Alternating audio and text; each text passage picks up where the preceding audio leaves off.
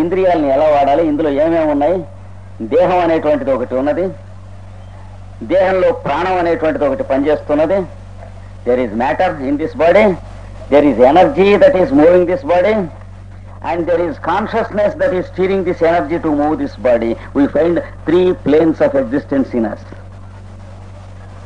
So our constitution is a capsule of 3 planes of existence. One is the existence of matter, the plane of matter. Second is the plane of energies. Third is the plane of consciousness. So there are certain layers in the plane of consciousness, certain layers in the plane of energies, and centers in the body which work as the centers of energies to transmit the energy out. And there is this vehicle which contains the salts which are there in the earth. So the same minerals that are there in the earth we find there in our body also. ఇది మొట్టమొదటిగా మనం గమనిస్తాం ఆధ్యాత్మిక విద్యలో. అంటే భౌతికము పదార్థ సంబంధించినదే అయినటువంటి ఒక దేహం ఉన్నది, దీన్ని కదిలించేటువంటి శక్తిమయము ప్రాణమయము అయినటువంటి కోశం మరి ఒకటి రెండవది ఉన్నది. ఈ ప్రాణమయాన్ని నడిపించుతూ ఉన్నటువంటిది విజ్ఞానమయమైనటువంటిది, ఆనందమయమైనటువంటిది, మనోమయమైనటువంటిది ఒక కోశం ఒకటి ఉన్నది. ఈ 3 కోశములతో ఉన్నది కనుక పెద్దలు మొట్టమొదటిగా భూర్భువ సువరితివా ఏతాస్తిస్రో వ్యాహృతయః. 3 are the utterances, భూ భువః అండ్ సువః. పెద్దలు చెప్పారు మనకు 3 సృష్టికర్త ఉచ్చరించినటువంటి ఉచ్చారణలు. మొదటి ఉచ్చారణ స్వర్లోకము, తర్వాత ఉచ్చారణ భువర్లోకము, తర్వాత ఉచ్చారణ భూలోకము. అనగా consciousness is one utterance of the creator, energy plane is another utterance of the creator, and matter is the third and the lowest utterance of the creator. మొట్టమొదటిగా మనకు దీన్ని దర్శనం చేసిన వాళ్ళు ఇచ్చారు. కళ్ళు మూసుకుని ఈ 3 ప్లేన్స్ ని చూసుకుంటాం మొదలు పెట్టాడు మానవుడు. చూసుకుని 3ంటికి భూలోకము, భువర్లోకము, స్వర్లోకము అని పేరు పెట్టాడు. ఇందులోనూ అవే ఉన్నాయి, బయట అవే ఉన్నాయి. The same matter exists even in the earth planet as the various minerals. The same energies function around us in the space and earth and water in the form of electricity and magnetism. We find that the earth is a magnet. We find that there is the electromagnetic phenomena on this earth, and we find that thunders and lightnings work out the life on this earth as electricity. So same energies work inside and outside also, and same consciousness works inside and outside. మనం చూసి బహిర్లోకము అంతర్లోకము రెండింటిలోనూ కూడా ఈ 3 వ్యాహృతులు చక్కగా పనిచేయుస్తున్నవి అని గమనించాడు. గమనించి ఇందులో మొత్తం జరుగుతున్నదంతా బాగా పరిశీలన చేసి తెలుసుకున్నాడు. ఆ పరిశీలననే తపస్సు అని అంటారు. తపస్సు అంటే మనం చేయవలసిన డ్యూటీస్ కానీ భార్య పిల్లల్ని కానీ వదిలిపెట్టి అక్కడ గుహల్లోకి అది వెళ్ళిపోవటం అది ఏమక్కర్లేదు. దాన్ని తపస్సు అని పెద్దలు ఎవరు చెప్పలేదు. భగవద్గీతలో కానీ ఎక్కడైనా మీరు చూసినట్లయితే వాంగ్మయం తపః, మానసం తపః, వాచికం తపః, 3 రకాలైన తపస్సు ఉన్నది. మనోమయమైన తపస్సు మనం చేయవలసింది ఒకటి ఉంది. There is a mental meditation. తర్వాత వాచికం, there is a vocal meditation. కాయికం, there is meditation through physical labour. There are 3 planes of meditation. తపస్సు అనేటువంటిది ఇది కానీ ఎక్కడికి వెళ్ళిపోయి ఎక్కడో గుహల్లో అక్కడ కూర్చొని చేయని అవసరం లేదు. ప్రత్యేకం పని ఉన్న వాళ్ళు అలా చేస్తారు, అందరూ అలా చేయనక్కర్లేదు. అలా చేసిన వాళ్ళు చేసింది తప్పు కాదు. కొందరు గుహల్లో కూర్చొని తపస్సు చేస్తున్నారంటే అది తప్పు అనటం వెరితనమే. వాళ్ళు ప్రత్యేకమైన పని మీద చేస్తారు. మిగతా వాళ్ళంతా వాళ్ళ పని మానేసి అక్కడికి వెళ్ళి కూర్చొని తపస్సు చేద్దామంటాం పోచుకోలు పని. So if there are some people who conduct tapas for thousands of years going somewhere else, it is for some specific purpose which should not be criticized or denied. But at the same time, it is not the purpose of the average active healthy human being to retire without doing anything and going to resort to gross laziness in the name of tapas. So, ఈ రెండు కూడా చూసుకోవాలి. Nature has given us a body. It has given us a mind, some senses, intelligence, understanding. What does nature mean? It means something to do for us. We are expected to make a right use of these things. We are expected to find out the positive use, a constructive use without any destructive use of these things when the human life is accomplished. ఇది కూడా మనకి ప్రకృతిలో తెలుస్తుంది. తపస్సు చేసినప్పుడు తెలిసేటువంటిది ఈ చేతులు ఎందుకు అంటే ఇంత రూపంలో ఉన్నటువంటి సర్వాంతర్యమైన భగవంతుడికి మనం ఏం చేయగలం ఆరాధన చేయటానికి. కంజాక్షునర్చించు కరములు కరములు అవుతుంది కానీ జీవితానికి కావలసిన విషయం అవదు. ఇది తెలుసుకోవాలి. కనుక అలా తపస్సు చేసినటువంటి మహానుభావులు ఏం చేశారంటే ఈ శరీరంలో రెండు రకములైనటువంటి పని జరుగుతూ ఉంది అన్న. There is two types of activity going on in this body. One is what we do, the other is what is being done in us. A subtle thing. మనం చేస్తున్న పని, మనలో జరుగుతున్న పని. We go to the market, that is what we do. We purchase articles, that is what we do. We take a textbook and read it, that is what we do. We appear for the examinations and get university first, that is what we do. We apply for our job, we get our job, that is what we do. That is called the activity we do. మనం చేసేది. What we earn, what we do to others. ఇది ఒకటి. అంటే మనం చూచేది, వినేది, చేసేది, తెలుసుకునేది, చదివేది, మనం పొద్దున్న లేస్తే సాయంత్రం దాకా మనం చేయదలుచుకున్నటువంటి పనులు చేస్తున్నటువంటిదంతా కూడా ఒక భాగం. ఇంకొక భాగం ఏమున్నది? The other activity is not what we do but what is being done in us in spite of our existence or in spite of our ignorance. For example, we don't know chemistry, but the lungs take in only oxygen and give out only carbon dioxide. What happens if nature says, unless you know chemistry, you can't breathe in oxygen? Then there is no necessity at all to breathe in oxygen. It is very easy, we die. కనుక మనం chemistry చదువుకుని oxygen అంటే ఏమిటో తెలిసిన తర్వాతనే మనం పీల్చేది ప్రాణవాయువు పీల్చవలెను, carbon dioxide వదిలిపెట్టవలెను అని కనుక ప్రకృతిలో ఉన్నట్లయితే మనం ఎవరో ఉండేవాళ్ళం కదా. So there is an activity which is going on which has nothing to do with our ignorance or knowledge. It is automatic. Suppose nature for 24 hours orders us that we should breathe for ourselves carefully, taking care of our respiration. What happens? In the morning, we will get up and be careful of our respiration, breathing for ourselves. In the meanwhile, we will get a telephone call. We will say hello, and the friend begins to talk of something more important than our breathing. Then the telephone falls from our hand, we fall to the ground and die. చూసారా? ఎవడి శ్వాస వాడు పీల్చుకోండి అని ఒక రోజు కనుక ప్రకృతి అన్నట్లయితే ఏమై ఉండేవాళ్ళం మనం? So nature knows that we are foolish to believe that there are more important things than our respiration. Nature knows that the human mind is always foolish to lose common sense and have specialised sense. So nature is taking care of us. It breathes for us inside. We never take care of our respiration. And what about heartbeat? Long before we know that we have a heart, there is a heart already there, and it begins to work. And continuously it is working until it works no more. చూసారా?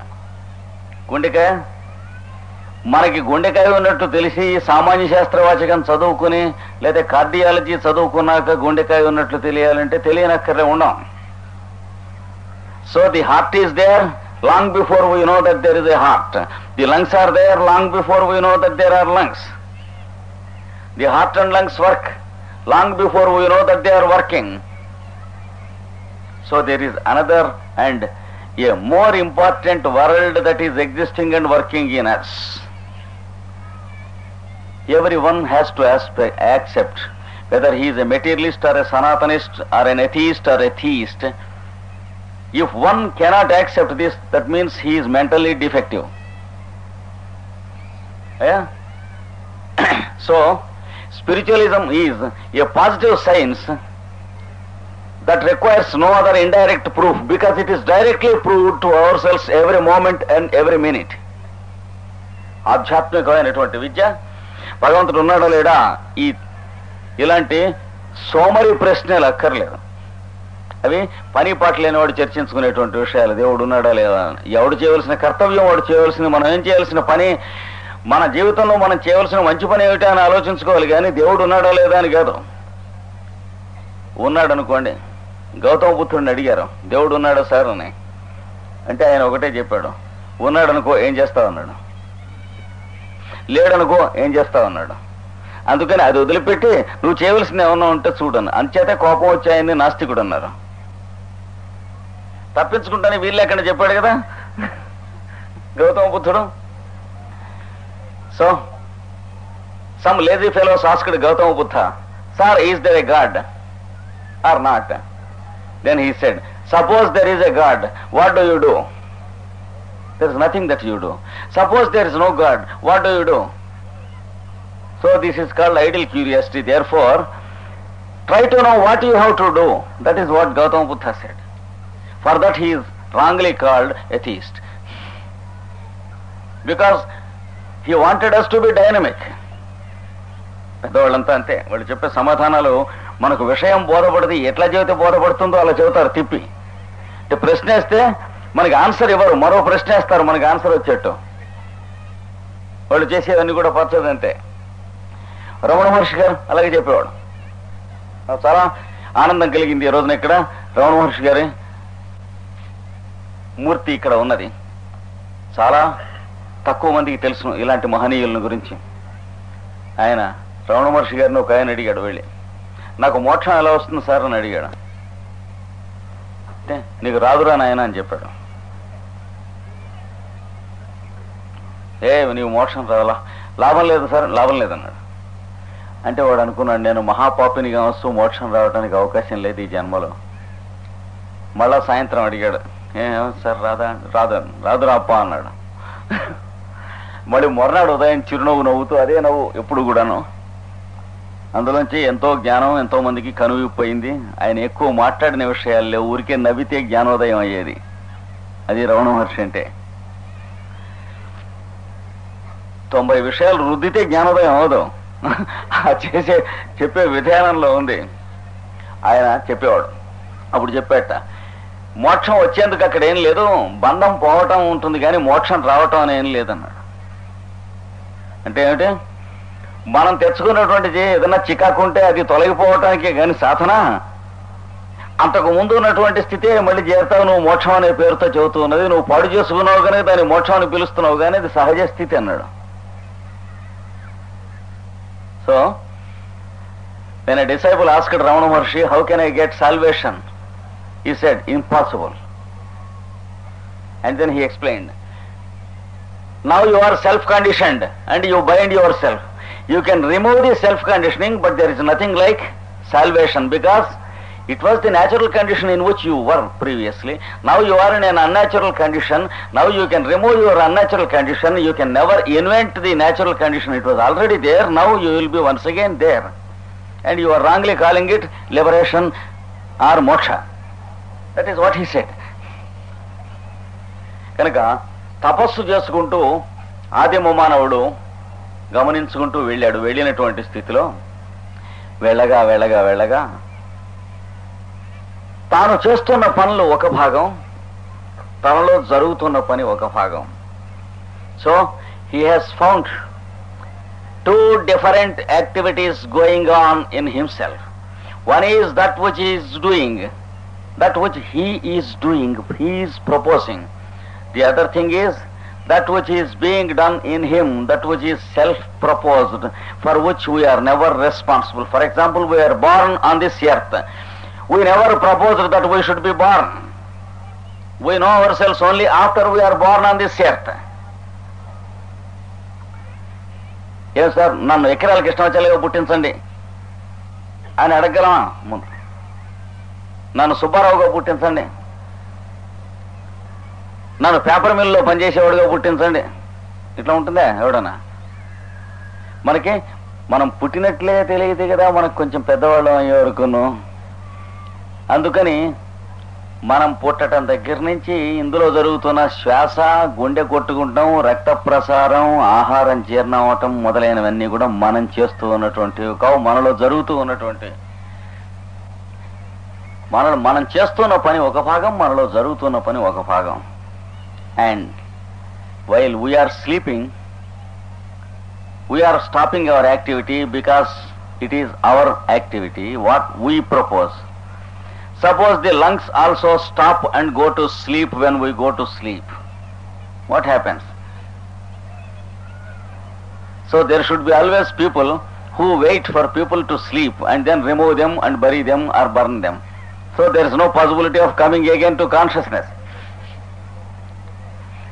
కనుక మనం నిద్రపోతే మన శ్వాస కూడా నిద్రపోతే ఏమవుతుంది? If our heart also sleeps with us, what happens? If our circulation sleeps with us, what happens? Then can we call they belong to us? Can we say that the respiration belongs to us, the heartbeat belongs to us, the circulation belongs to us? Is it not foolish that they belong to us? We belong to them, they never belong to us. An activity which is wiser than ourselves, an activity which is self-proposed, an activity which has no sleep when we sleep, an activity which has no mistake when we commit so many mistakes in life, an activity which has no crime when we commit crimes, an activity which has no strike or picketing or fasting when we strike our work or shirk from our work or postpone our work. Suppose we postpone many things, what happens when the lungs postpone their respiration? So there is a world which is free from all these nasty things we do. Excuse me, but it is true. So we commit many things, we do many things. Knowingly we do many wrong things, we do crimes, we speak lies, we conceal things, we create situations in which we are involved.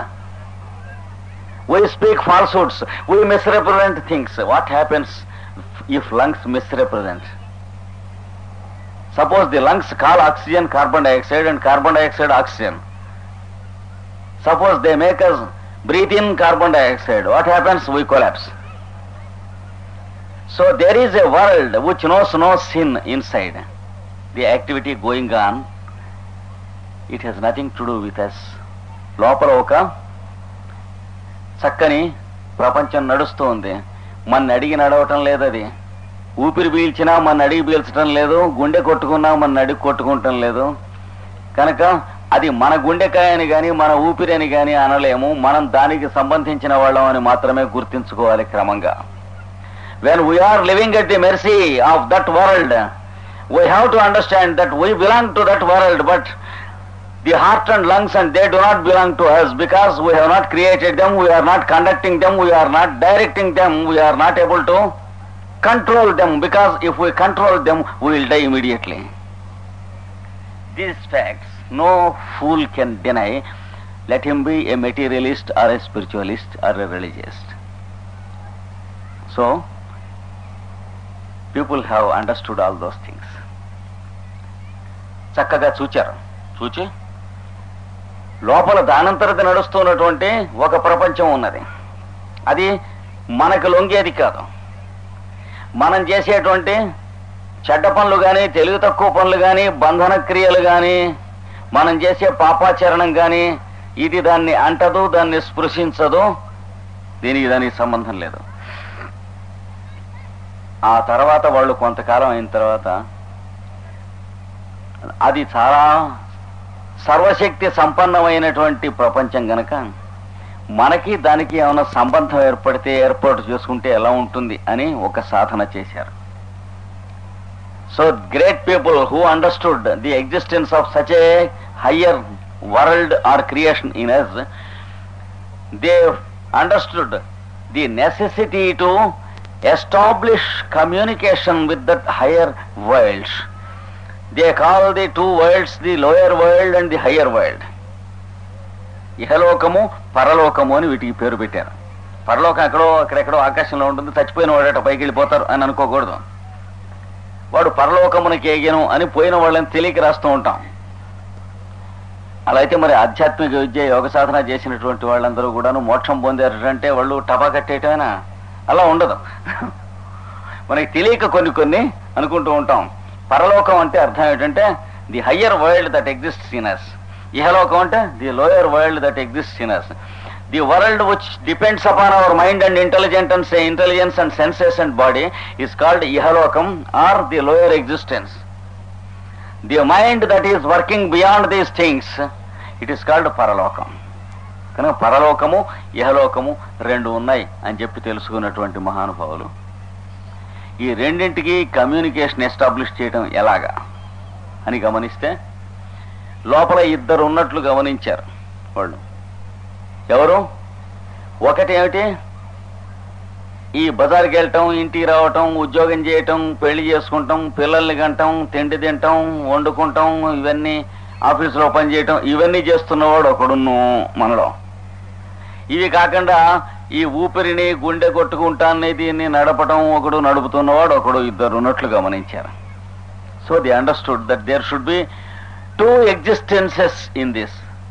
One existence who is conducting all the activities of the Ihaloka, that is our going to school, examination, our studying, getting the marks, our eating when we are hungry and drinking when we are thirsty, our sitting, standing and all these things.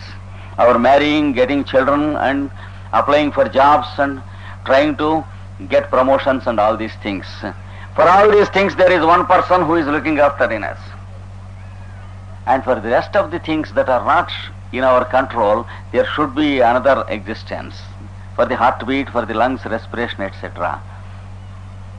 కనుక ఇద్దరు ఉండాలి లోపల. ఈ ఇహలోకంలో ఉన్నటువంటి సమస్తాన్ని నడుపుతున్నటువంటి వాళ్ళంతా కొంద ఒకడు, ఈ పరలోకంలో నడుస్తూ ఉన్నటువంటి దాన్ని నడుపుతూ ఉన్నటువంటి వాడు ఒకడు. ఈ ఇద్దరికి ఎక్కడ ఉంటారో స్థానాలు కూడా వాళ్ళు గమనించగలిగారు. ఆ మొదటి వాడు ఇక్కడ ఉంటారని గమనించారు, రెండవ వాడు ఇక్కడ ఉంటాడని గమనించారు. So the fellow who is conducting all the activities that are called voluntary, he is existing in the brain, but he is not the brain, he is the mind. Brain is only the seat of mind. Brain and mind are not the same. Brain is only a group of cortical cells, cortex. It is only the seat or the vehicle for the mind to work or operate. Kanaka vaadu ikkada untadu. The fellow exists here and he is working. He is called the mind with all his staff. And the other fellow who is conducting respiration, circulation, heartbeat, etc., he is existing here somewhere in the heart and lungs. అందుకనే మనకు వేదంలో కానీ ఉపనిషత్తుల్లో కానీ పురాణాల్లో కానీ ఎక్కడైనా తీస్తే నిహితం గుహాయాం పరమే వ్యోమన్, ఇక్కడ హృదయం అనేటువంటి గుహలో ఉన్నాడు, అక్కడ ఉండి నడుపుతున్నాడు అని ఉంటుంది. ఏ స్తోత్రం చేసినా, ప్రార్థన తీసినా, స్తోత్రం చేసినా, వేదంలో కానీ ఉపనిషత్తులో కానీ భగవద్గీతలో కానీ బైబిల్లో కానీ దేంట్లో అయినా సరే ఇవి మత గ్రంథాలుగా పిచ్చివాళ్ళు మతాల వాళ్ళు చంకన పెట్టుకుని తిరుగుతున్నారు. కానీ ఇవి ఆధ్యాత్మిక గ్రంథాలు అంటారు. మతానికి ఆధ్యాత్మిక విద్యకి చాలా తేడా ఉంది. అంటే ఏనుగకి పీనుగకి ఉన్నంత తేడా ఉంది. అయ్యా, మతం అంటే ఏమిటంటే నేను నమ్మినటువంటిదే మీరు కూడా నమ్మాలి, లేదా మీరు నమ్మిన స్థితి నుంచి నా నమ్మిన స్థితిలోకి మతం మారాలి. నేను నమ్మిన వాళ్ళంతా దైవానికి సంబంధించిన వాళ్ళు, మిగిలిన వాళ్ళంతా పాపులు. ఇలా ఉంటే మతం అంటారు. మనకు కావాల్సింది అది కాదు. ఇక్కడేమున్నది, ఇక్కడెవడున్నాడు, ఇక్కడెవడున్నాడు, దీనికి మతం ఉండదు. అందుకనే నిజమైన గ్రంథాల్లో చెప్పినటువంటి దాంట్లో మతాల పేర్లు ఉండవు. ఎవనిచే జనించు జగము, ఏ మతం అండి? ఈ లోకం అంతా ఎవడి వల్ల పుట్టింది? ఎవని యందు వసిస్తుంది అండి? ఎవని యందుడిందు, ఎవడి యందు మళ్ళీ లీనమవుతుంది? పరమేశ్వరుడెవ్వడు, ఈ మొత్తానికి లాద్దెవడు? మూల కారణం ఎవ్వడు, ఈ మొత్తానికి కారణం ఎవడు? అనాది మధ్యలయుడెవ్వడు, మొదలు చివర తనకి లేనటువంటి వాడు, తనలో ఈ జగత్తులని ఉంటున్నటువంటి వాడెవడు? మరి ఈశ్వరుడు అంటే అధిపతి అయిన వాడిని శరణంబు వేడెదన్ అని ఉన్నది. అలాగే ఒక ఆయన ఏమని చెప్పాడంటే, నేను తాను అనేటువంటి ప్రజ్ఞగా ఇక్కడ ఉంటున్నాడు. ఇక్కడ ఉన్నవాడు కూడా నేననే పదం వాడతాడు, కానీ కొంచెం కన్ఫ్యూషన్లో ఉంది. అంటే ఇద్దరు నేనులు ఉన్నారు. ఒక కౌంటర్ ఫీట్ గాడు ఒకడు, ఒక అసలు వాడు ఒకడు లోపల. ఈ ఇద్దరిని అర్థం కావటం కోసం ఏం చెప్పారంటే, ఈ శరీరం ఒక రథంగా తీసుకోండి. ఈ రథంలో కూర్చొని యుద్ధం చేయటానికి వెళుతున్నటువంటి వాడు వేరు, అర్జునుడిలాగా. వాడికి రథం తోలుతున్నవాడు వేరు, ఇంకోటిలాగా తోలేవాడు. అందుకని there is a chariot which we call the vehicle, and there is a person who is existing in this. He is called the warrior, and there is a driver who is driving for him. So let us know the driver, let us establish proper communication with the driver. ఇది మనకు అధ్యాత్మ విద్య అని చెప్పారు. ఈ అధ్యాత్మ విద్య తెలుసుకునేందుకు చేసేటువంటి సాధనలో ఇది ఏ మతానికి సంబంధించింది కాదు. ఇక్కడ ఉన్నటువంటి వాడు, ఇక్కడ ఉన్నవాడిని తెలుసుకుంటాం ఈ విద్య, అంతే. ఇక్కడ ఉన్నటువంటి వాడిని ఏమన్నారు? మనస్సు అని పేరు పెట్టారు. ఈ మనస్సు 5 ఇంద్రియాల ద్వారా పనిచేస్తూ ఉంటుంది బయటికి. అంటే చూసేటువంటి ఇంద్రియము కన్ను, వినేటువంటి ఇంద్రియము చెవి, వాసన చూచేటువంటి ఇంద్రియము ముక్కు, రుచి చూచే ఇంద్రియం నాలిక, స్పర్శ తెలుసుకునేటువంటి ఇంద్రియం చర్మం. ఈ 5ను 5 senses are working through 5 sense organs called the organ of sight, the organ of hearing, the organ of smell, the organ of taste, and the organ of touch. Through these 5 organs, sense organs, the mind is working through the brain cells, and we have what is called the action of the lower world or ihaloka. ఇది ఒకటి. ఇది కాక ఇక్కడ ఉన్నటువంటి వాడి దగ్గరికి వీడు వెళ్ళాలి. ఇక్కడ ఉన్నవాడు ఎక్కడికి ఇక్కడికి రాడు. వీడు ఈ రెండింటిలో వీడు ఆగిపోయినా మనం బతికుంటాం, వీడు ఆగిపోతే బతికున్నాం. చూసారా? ఒక్కొక్కప్పుడు మంచం మీద తెలివి తప్పిపోయి 2 ఏళ్ళు 3 ఏళ్ళు పడి ఉన్నటువంటి దౌర్భాగ్యులు కూడా ఉంటారంటే ఇది పనిచేయకుండా బతుకున్న వాళ్ళు తర్వాత మళ్ళీ బతకచ్చు. 1 గంట 2 గంటలో తెలివి తప్పిపోయి బతికిన వాళ్ళు లేరు. కనుక though this fellow is not living, we all can live. For example, in sleep, this fellow is not living at all for 6 hours, 7 hours or 8 hours. There are people who sleep for 10 hours. Sometimes a fellow like me can sleep for 2.5 days or 3 days continuously. Even then the fellow lives here. When the fellow is living here, this fellow once again can wake up. But when this fellow stops, this fellow cannot make us live.